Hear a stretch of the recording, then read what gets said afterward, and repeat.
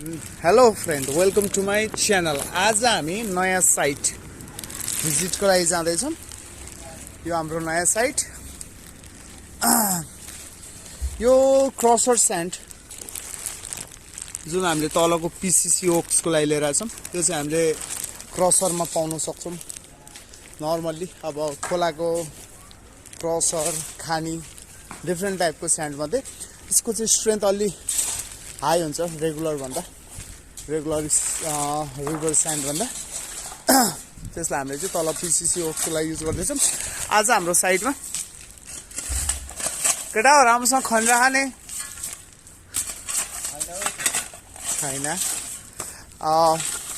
यो चाहिँ हाम्रो आइसोलेटेड फुटिङ।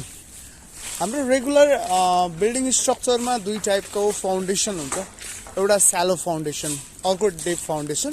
स्यालो फाउन्डेसन अन्तर्गतको यो एउटा आइसोलेटेड फुटिङ फाउन्डेसन भएको बिल्डिङ हो। जस्तो हाम्रो यो फुटिङको लागि यसमा हामीले सुरुमा सोलिङ वर्क गरेका छौँ। 6x6, 9x9, 8x8 डिफ्रेन्ट टाइपको सोलिङ वर्कहरू गरेका छौँ।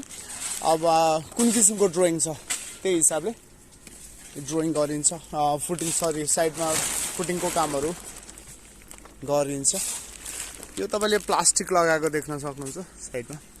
अब एक्सकाभेसन कस्तो हुन्छ भने अब आजकल चाहिँ अब एकदमै लिमिटेड जमिन हुन्छ मान्छेसँग, अनि ट्याक्क जग्गा नछोडिकन च्यापेर फुल स्पेस अकुपाई गर्ने गरी चाहिँ बिल्डिङ बनाउन खोज्ने भएको कारणले अब अलरेडी यतापट्टि जस्तो घर बनिसकेको छ, यता घर बनिसकेको छ, यता घर बनिसकेको छ, त्यो हिसाबले के हुन्छ पुरै काट्नुपर्ने हुन्छ। काट्दाखेरि त अब सिट पाइलिङ अथवा डिफ्रेन्ट टाइपको साइडमा प्रोटेक्सन कामहरू गर्नुपर्ने हुन्छ। अब बजेटको कुरा आउँछ मेन भने। अब बजेट, अब मिनिमम बजेटमै नर्मली मान्छेले बिल्डिङहरू बनाउन खोज्छन् आफू बस्ने रेसिडेन्स। त्यो भएर हामीले चाहिँ काटेर अब टक्क पोखरा हो, यो मौसम यस्तो छ, दिनदिनै यस्तै हो। अब त्यो भएर यहाँ चाहिँ प्लास्टिक लगाएको छौँ कि यहाँको सोइल इरोजन नहोस् भनेर। त्यो फुटिङको लागि हामीले सोलिङ वर्क चाहिँ सुरु गरिसकेका छौँ। डिफ्रेन्ट साइजका डिफ्रेन्ट टाइपका सोलिङ्सहरू चाहिँ छन्। अब स्पेसली अब यो बिल्डिङहरूमा चाहिँ हाम्रो कस्तो हुन्छ भने सेन्टरको कोलमहरू चाहिँ अलिकति बडी लोड बियरिङ या डिजाइनरको पर्सपेक्टिभबाट अलिकति हेभी लोड बियर गर्ने हिसाबले बनाउने भएर अब फुटिङ साइजहरू पनि तपाईँले देख्न सक्नुहुन्छ। साइडको चाहिँ सानो 6x6 को छ भने सेन्टरको चाहिँ 9x9 को छ। त्यसरी सोलिङ गर्दा चाहिँ हामीले यो जुन ग्यापहरू हुन्छ यसरी यसलाई चाहिँ यो सानो सानो रबल्सहरू लगाएर चाहिँ ग्याप फिल गऱ्यौँ भने पिसिसीको जुन पिसिसी हुन्छ अलिकति बच्छ। त्यसरी बुझौँ। स्टोन सोलिङ गर्दा चाहिँ हामीले साइडमै अभाइलेबल स्टोन्सहरूलाई युज गर्नु सक्यौँ भने खर्च पनि बच्ने हुन जान्छ। अब यतापट्टिको पार्टमा हाम्रो स्टोन सोलिङ भइसकेको छ। यतापट्टि केटाहरूले खन्दैछन्। बाजे साह्रो छ छैन? साह्रो छ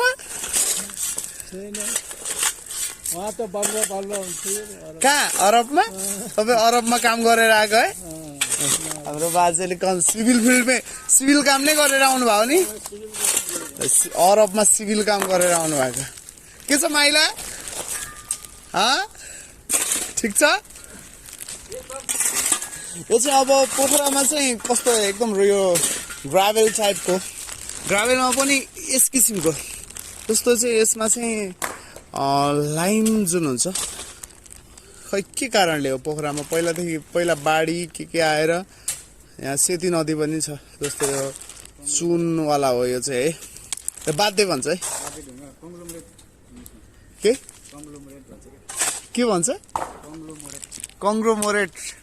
मलाई चाहिँ स्पेसिफिक नाम थाहा थिएन। हाम्रो इन्जिनियर रबिन उसले चाहिँ भन्दैछ यो भएको कारणले यो जग खन्न चाहिँ साह्रै गाह्रो हुन्छ। अब मेसिनहरू त चलाउन दिन्न यस्तो नजिक घरहरू हुँदा, त्यही भएर ज्याक हम्बर भन्छ होइन यसलाई, ज्याक हम्बर चलाइन्छ। ए हाम्रो मिस्त्री पनि राम्रो लेबर काम गर्छ होइन मिस्त्री? खै त मिस्त्री कहाँ रे? मिस्त्रीको घर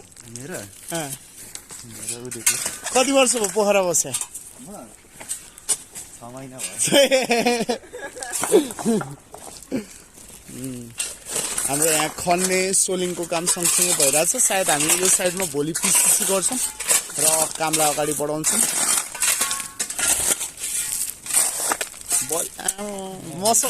मुसलमान हो नि हैन? यस यस मिस्त्री हो के छ?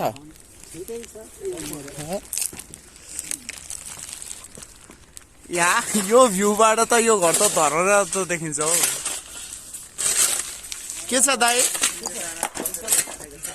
काम रमाइलो भइरहेछ। अनि यो घरको छेउमा घर बनाउँदा छिमेकीहरूले कतिको सहयोग गर्छन् त? टोयलेट नबना भन्छन् रे।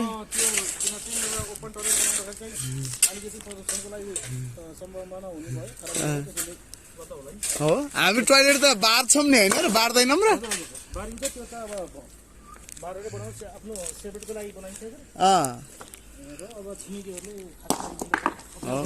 ठिकै छ। अब यस्तै अब हामी नि यो घरको मान्छे नि छिमेकी भइसकेपछि अरूलाई अप्ठ्यारो पर्छ होला। अब त्यो के हो थाहा छैन है। हाम्रोतिर मतलब स्पेसली हामीले काम गर्ने ठाउँतिर चाहिँ यस्तै हुन्छ है रबिन सर। तपाईँहरूकोतिर कस्तो हुन्छ? अनि हाम्रो भ्युअरहरूकोतिर कस्तो हुन्छ? छिमेकीहरूले कतिको सहयोग गर्नुहुन्छ? आइडेन्टिफाई त गर्नु भएन नि त फेरि छिमेकीलाई। भोलि तैँले क्यामेरामा थिच्ने भन्नुभन्दा गाह्रो पर्छ नि है। ल स्टे ट्युन। हामी यो साइटको पनि अपडेट दिँदै जान्छौँ। च्यानलको कन्टेन्टहरू मन पर्यो भने के गर्ने? लाइक सेयर सब्सक्राइब गर्ने।